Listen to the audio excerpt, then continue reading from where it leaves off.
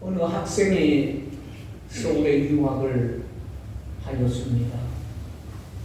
공부를 열심히 하고 이제 자기 부모님들이 계시는 농촌에 이제 돌아가게 되었습니다. 가보니까 아버지가 땀을 뻘뻘 흘리시면서 이제 밭을 갈고 있는 것을 보고는 아버지를 도우려고 아버지 저 나무 밑 그늘에 가서 좀 쉬세요 하고 자기가 아버지 하던 일을 서투른 쟁기질을 이제 하게 됩니다. 그런데 한참 갈다 보니까 아버지가 간 밭의 고랑은 똑바르게 이렇게 타져 있는데 자기가 간 고랑은 구불구불한 곳이었습니다. 이를 바라보고 있던 아버지가 나무 그늘에서 이렇게 얘기합니다. 얘야 표대를 세워 그것을 보고 갈아야 똑바로 갈 수가 있다 라고 얘기했습니다. 그래서 이 아들은 풀을 저쪽에서 뜯고 있는 항소를 푯대를 삼아가지고 밭을 갈았습니다. 그런데 여전히 밭 고랑은 구불구불 하였고 그의 밭 고랑은 실패였습니다. 왜냐하면 손은 움직이고 있기 때문이었습니다. 아버지는 다시 그 아들에게 얘기합니다. 얘야 움직이지 않는 푯대를 정하고 그걸 보고 갈아야 한다 라고 했습니다. 그래서 아들은 저 앞에 포플러 나무가 있는 것을 푯대로 삼고 그것을 보고 갈았습니다. 그러자 똑바로 갈 수가 있었습니다. 여러분 마찬가지입니다.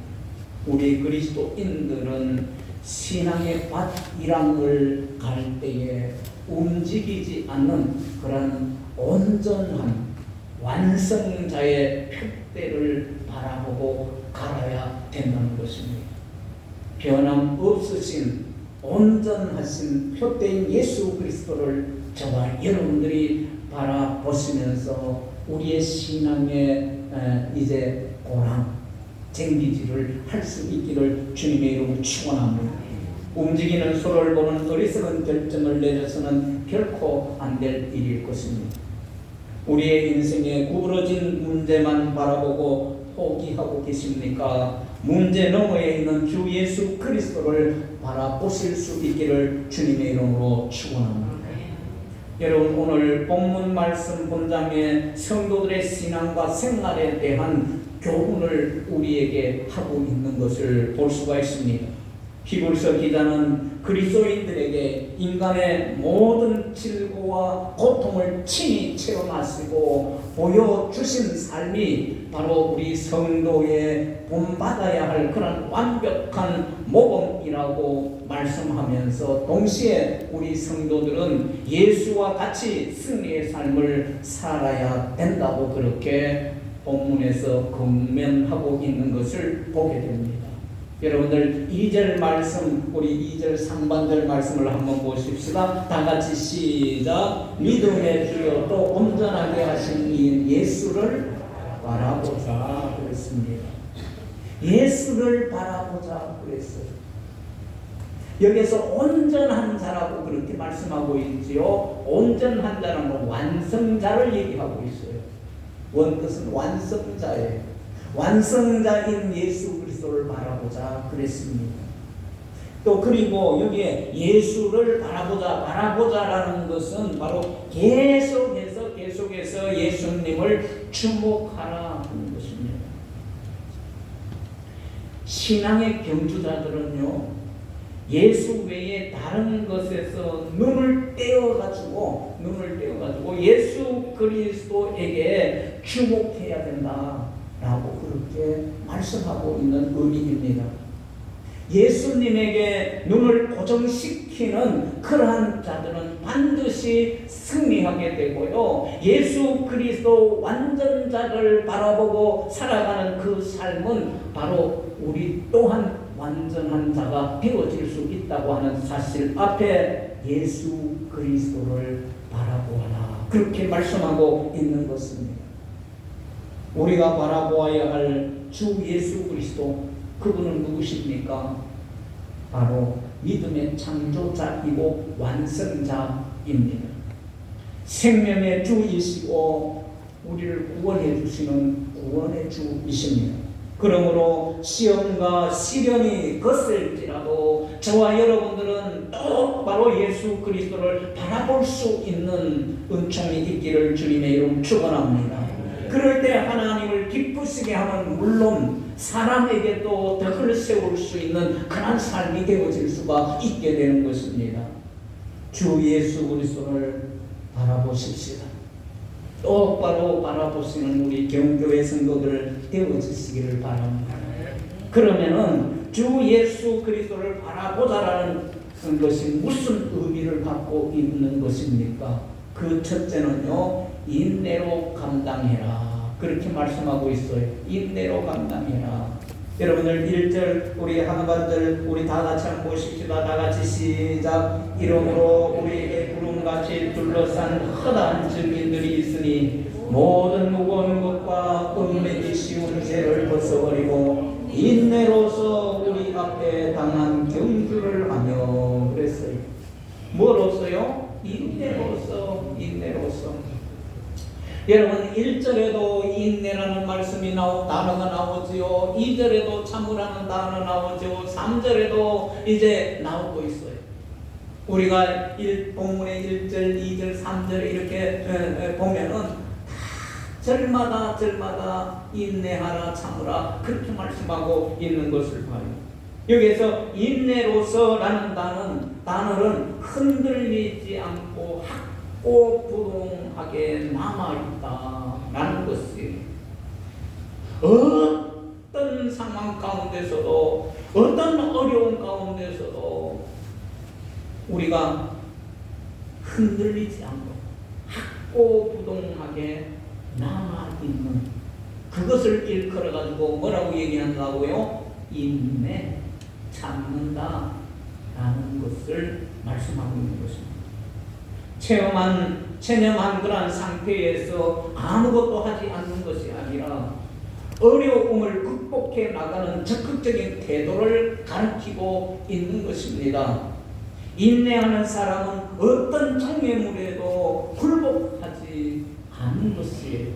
우리 개운교회 모든 성도들은 우리 삶 가운데 어떠한 일들이 일어난다 할지라도 여러분들 인내하실 수 있기를 주님의 이름으로 축원합니다. 포기하는 모습이 아니라 참고 또 참는 그런 모습, 그것을 말씀하고 있는 것이에요. 여러분 십자가의 길을 가는 우리는 혼자가 아닙니다. 예수님께서 먼저 그 길을 가셨기에 우리의 고통과 어려움을 너무나도 잘 알고 계십니다. 그러기에 우리의 필요한 상황에 따라 참고 견딜 힘을 우리에게 주시는 것입니다. 때로는 말씀으로, 때로는 놀라운 체험으로 다른 성도들을 통해서 언제나 인내함을 할 수 있도록 그런 힘을 공급해 주시는 것입니다.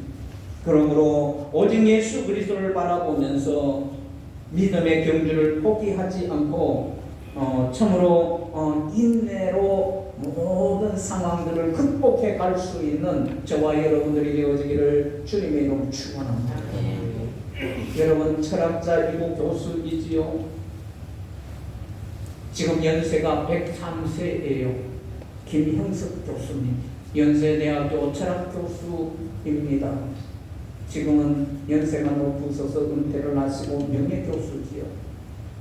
그분이요 14살 때에 병에 걸려가지고 중학교를 못 갈 정도로 몸이 너무너무 허약했습니다. 어머니의 소원은 그랬어요. 하나님, 우리 아들이 20살까지만이라도 살기를 원합니다. 그랬어요. 그만큼 허약한 사람이었습니다. 그는 하나님을 바라보면서 기도했습니다. 그때 하나님이 살려주셔서 중학교를 갈 수 있게 되었다고 얘기합니다. 17살 때에 평양 숭실 학교에 다니면서 안창호 선생님의 연설을 들었습니다. 그리고 조만식 선생님의 연설을 들으면서 그의 마음에 이제 결단을 하고 사명을 갖게 되었는데, 나라와 민족을 위해서 일해야 되겠다라는 그러한 결단을 하게 됩니다. 그 후에 사명을 붙잡고 모든 어려움 가운데서도 그는 인내하고 참고 감당을 해 왔다는 것입니다. 그래서 연세대학교에 들어가가지고 윤동주와 함께 나라와 민족을 위해서 일할 것을 두 사람이 다짐을 했답니다. 그런데 건강이 좋아져가지고 오히려 50세가 되면서부터 건강을 걱정하지 않게 되었다는 거예요. 65세에 은퇴했는데 많은 사람들이 찾아왔습니다. 바로 김영석 교수는 103세의 노령이지만 한국 사회에 선한 영향력을 끼치면서 이 시대에 도산 안창호 선생이나 고단 조만식 선생과 같은 역할을 하고 계시는 것입니다. 이는 죽음의 문턱에서 하나님을 바라보고 모든 것을 인내로 감당한 결과였다 라고 그렇게 말씀합니다. 14살에 병을 얻어서 살지 못할 것 같은 사람이요, 103세까지 장수하고 나라의 어른이 되어서 선한 영향력을 끼치게 되어지었습니다. 사랑하는 성도 여러분, 예수 그리스도를 여러분들도 바라보시기를 바랍니다. 어떤 상황에도 인내하고 극복하시기를 바랍니다. 그럴 때 하나님께서 여러분들과 함께 하시고 하나님이 그 모든 것을 해결해 주시는 것입니다. 그리고 두 번째는요, 주님을 바라보아야 된다는 의미가 무엇일까? 앞으로 있을 그런 기쁨을 생각하면서 참다는 것. 예수 그리스도를 바라보는 것, 주 예수를 바라보는 것, 그 의미는 기쁨을 생각합니다. 앞에 일을 기쁨으로 생각합니다. 그걸 바라보면서 이겨야 됩니다. 2절 말씀을 보십시다. 다 같이 시작. 그는 그 앞에 있는 기쁨을 위하여 십자가를 참으사 부끄러움을 개의치 하나님 보좌 우편에 앉으셨느니라. 아멘. 기쁨을 위하여 그랬어요. 이것은 앞에 있을 하나님이 주시는 즐거움 때문이라는 거예요. 그걸 바라본 거예요. 그걸 생각한 거예요. 그러면서 능히 십자가와 같은 그런 고통, 십자가를 능히 질 수 있었다는 거죠. 십자가는 고통을 상징하는 것 아닙니까? 그 앞에 하나님이 주시는 기쁨이 기다리고 있었기에 예수님은 능히 십자가의 수치와 부끄러움을 그대로 봐둘 수가 있었다라는 것이, 사랑하는 성도 여러분, 저와 여러분들도 앞으로 우리에게 주어질 그 기쁨, 그것을 생각하시기 바랍니다. 천국에 가서 우리 주님으로부터 놀라운 그러한 생명의 면류관, 그 면류관을 받아쓰고 그 즐거움을 생각하면서 이 땅에 여러분들 수많은 어려움과 고통과 힘든 그런 일이 있다 할지라도 그 앞에 있을 즐거움을 생각하면서 능히 그것을 참고 인내하고 승리할 수 있는 저와 여러분들이 되어지기를 주님의 이름으로 축원합니다. 그렇다면 오히려 우리 앞에 놓여 있는 어려움들이 있다 할지라도 우리가 그것을 예수님과 같이 능히 받을 수가 있잖아요. 왜냐하면 앞에 있을 즐거움 때문에. 눈이 우리가 그것을 오히려 기쁨으로 받아들일 수 있어요. 감사함으로 받아들여요. 그래서 우리 개운교회 성도 여러분들은 우리가 살아가다 보면 예수 믿지만도 살아가다 보면 어려움이 있어요. 병들 수도 있어요. 고통도 있어요. 환난도 찾아올 수 있어요. 그렇지만은 그것을 바라보고 우리 인생을 포기하는 모습이 아니라 무엇을 바라본다고요? 앞에 있을 기쁨을 바라보고 그것을 오히려 감사하면서 그것을 인내하고 승리할 수 있는 저와 여러분들 되어지기를 주님의 이름으로 축원합니다. 하나님이 주시는 기쁨이 있다는 것이 세속적 기쁨을 얻기 위해서 바쁘게 움직이지만은 하나님의 기쁨을 얻기 위해서는 무엇과도 바꿀 수 없는 것 아닙니까? 그 기쁨을 위해서 십자가 고통까지 참으신 예수 그리스도를 바라보실 수 있기를 주님의 이름으로 축원합니다. 예수님은 제 아래 인생들이 십자가의 죽음으로 말미암아 구원을 얻게 될 것을 보고 기뻐하셨어요. 영원 구원에 대한 기쁨 아니겠습니까? 예수님 때문에 당하는 수치와 예수님 때문에 당하는 수치와 부끄러움이 여러분들에게 있으십니까? 피할 것이 아니라 하나님이 주시는 기쁨을 위해서 예수를 더욱더 바라볼 수 있는 저와 여러분들이 되어지기를 주님의 이름으로 축원합니다. 뉴욕의 메트로폴리탄의 그 오페라가 있는데 역사상 가장 훌륭한 그런 평가를 받는 오페라 가수가 있었어요. 제롬 하인즈라는 사람입니다. 그는 피나는 노력 끝에 오페라 가수가 되었어요. 꿈을 이루었지만은 마음 한구석엔 여전히 허전하였다는 것입니다. 그때에 기독교 방송 TV에서 이제 복음 성각 가수가 주 예수보다 귀한 것 없네 그 찬양을 하는 것을 그가 이제 보게 되었습니다. 그 순간 자신이 하나님께 영광을 돌리는 삶을 살고 있는가 자기 자신을 돌아보았습니다. 그동안 마음이 흔들렸지만 오페라 무대를 지키자, 하나님 영광을 찬양하는 거룩한 도구가 되자 라고 마음으로 다짐을 하고 다짐을 했습니다. 그 후에 10년 동안 탁월한 오페라 가수가 되게 된 것이었습니다. 어느 날이었습니다. 오페라 주역으로 뽑혀가지고 이제 계약서에 사인을 하고 이제 연습에 들어갔어요. 그래서 연습을 하는데 서곡에 보니까 춤을 추는 것이 나오는데 거기에 대본에는 관계도 없었어요. 대본에는 그런 것이 아니었는데 보니까 연습하는 가운데 나체로 춤을 추라는 것이었습니다. 심지어 대본을 고쳐서 저질스러운 음란 욕설까지 내뱉게 하였습니다. 하인즈는 신앙적으로 맞지 않았습니다. 오페라단에 이제 불만을 제기를 하였습니다. 그러나 관객에게 어필하려면 그렇게 할 수밖에 없다고 설득을 하는 것이었습니다.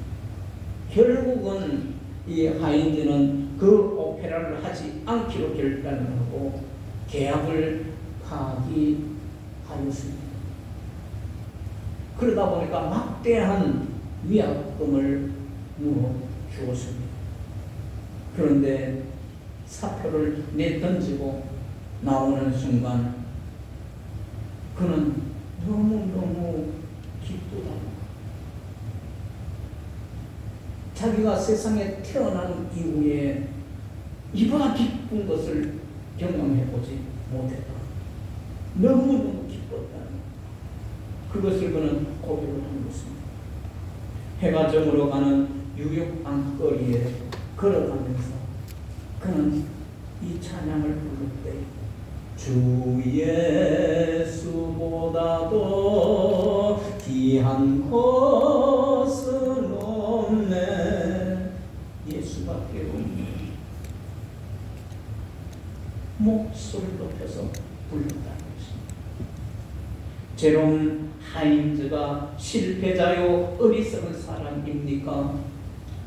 좋은 기회를 스스로 찾다고 이렇게 생각할지 모르지만 제롬 하인즈야말로 주 예수를 바라보면서 기쁨을 얻은 사람이 아닐 수가 없는 것입니다.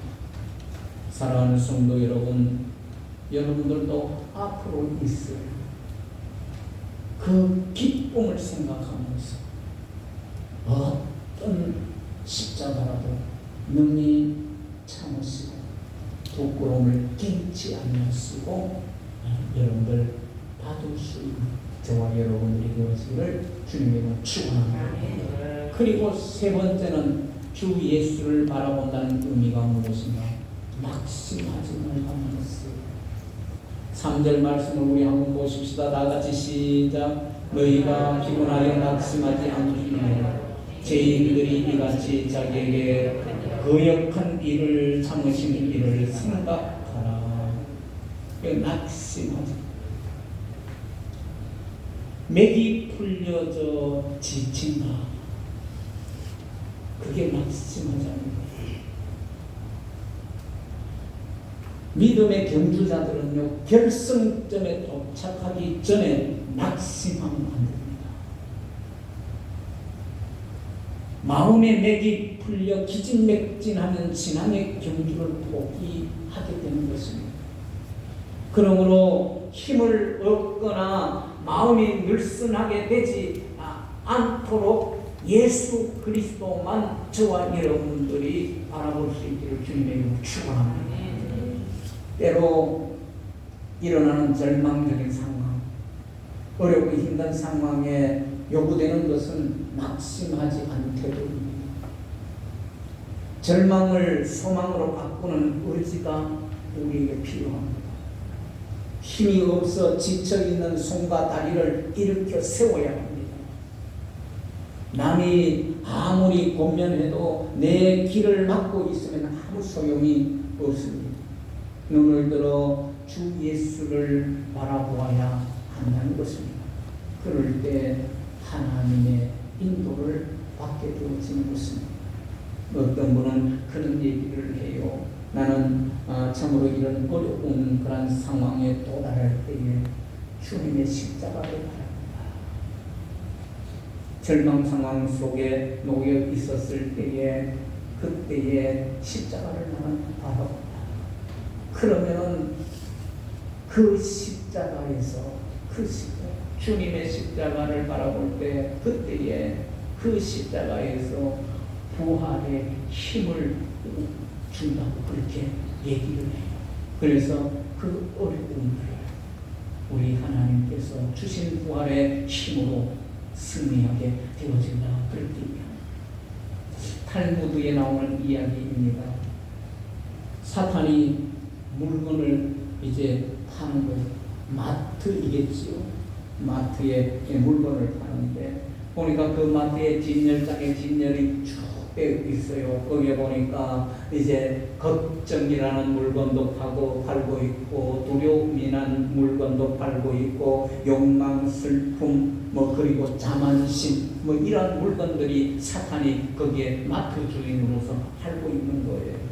그런데 진열대 한쪽에 보니까 이것은 팔지 않습니다 라는 꼬리표를 단 물건이 있었는데 손님이 사탄에게 물었어요. 왜 이 물건을 팔지 않느냐고 물었습니다. 그러자 사탄은 다른 물건은 아직도 여분이 충분히 있는데 이 물건만큼은 여분이 없습니다. 이 물건은 내가 가지고 있는 것 중에 유용하면서도 아주 쓸모있는 그런 물건입니다. 이 물건 없이 나는 일을 할 수가 없습니다. 이 물건이 사람들의 마음 속에 들어가야 내가 일을 할 수가 있습니다 라고 사탄은 얘기를 하는 거예요. 그래서 그게 무엇입니까? 라고 물었더니 사탄은 이 물건의 이름은 바로 낙심입니다 라고 하였습니다. 낙심이 들어오면 마귀가 일하기 시작한다는 것입니다. 낙심이 들어오면 꿈과 비전이 사라져버립니다. 모든 의욕이 상실되고 맙니다. 아무리 신앙생활 잘하는 교인일지라도 낙심이 들어오면 신앙이 이내 떨어지고 만다는 것입니다. 낙심하면 마귀의 일을 돕는 형국이 되고 맙니다. 우리가 낙심하면 사탄은 빙그레 웃고 있습니다. 박수를 칩니다.